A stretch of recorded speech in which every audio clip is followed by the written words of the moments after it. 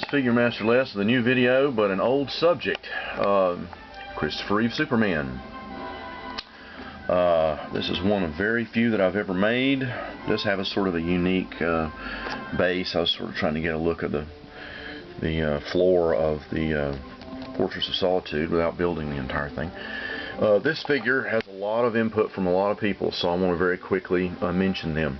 The cape, which I don't sew, was made by the ladies at Nana's Fabrics, which is a local fabric shop, and it's done with stitching that's known as handkerchief stitching, where the edges are rolled in a very unique style, and it keeps the cape pliable and soft, and the material very, very, it flexes and hangs well and everything. The emblems were done by a local screen print shop, which I don't think exists anymore, because I had these done at least 5 or 6 years ago now. And it was taken from a scan of Christopher Reeve's actual chest. I kind of played with it and enlarged it to make sure that it would fit over the body properly, and then it actually took layers of some paint work underneath and then a dull coat on top to make it like cloth again so that it wasn't shiny. The belt I made the little belt buckle and the loops and everything.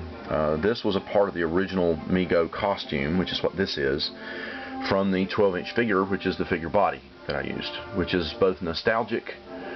It makes it sort of an idealized version of what a 1978 toy could have been in our dreams. And I made the boots. They're vinyl.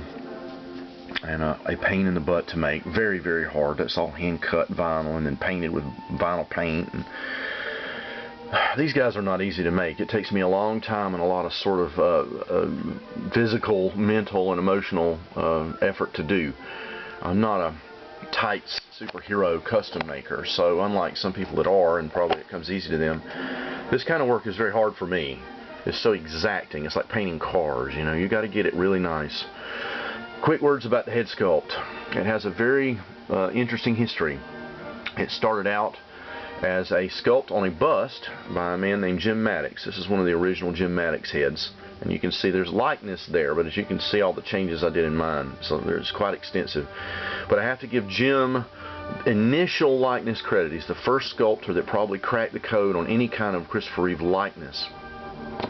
Then a fellow had bought a Christopher Reeve head on eBay, one of those Jim heads that some other guy had badly reshaped, and he sent it to me and he says, Les, can you do something with it so that I can have me a Superman figure? Well, I wanted a Superman, so I thought, why not? Well, it took 4 months of extensive work, a lot of reference material, a lot of changes, a lot of effort. I can promise you, even though I can't claim total ownership of the head sculpt, I can say the hair is mine, the jaw and the overall reshaping of the head is my work, getting the eyes and what lined up is my work, sort of getting the expression in the mouth is my work.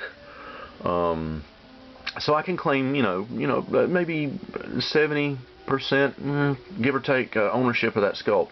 But yeah, Jim's work is down in there, and so I have to give the man his due. He did an amazing initial sculpt out of that, and I appreciate that. And I kind of like that it makes this a communal figure. It's like Christopher Reeve can be cracked perhaps by one artist, but I'll be honest with you, I think to capture the majesty of his performance, it takes a lot of people, and I don't mind saying that.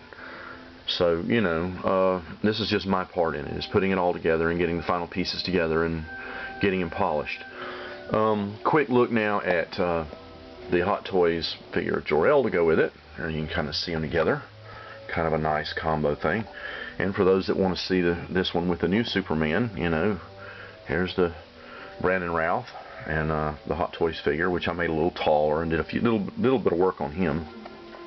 Always repaint, so he's got to repaint. And and he was still a cool Superman, and I really liked the figure. However, we'll move him out of the way because he's not Christopher Reeve. And we'll move Jor-El again so that we can close on Superman. And I just want to say that it is my intent not to exploit Christopher Reeve or his memory, but to honor it. And that is the only reason I ever make a figure of him, be it for commission, which is very rare. Again, I don't even have one for myself. I've been trying to make this bloody guy now for 6 or 7 years, maybe longer, and I still don't even have one. But regardless of whether I have one or not, I hope that this figure honors the man and his work and his memory.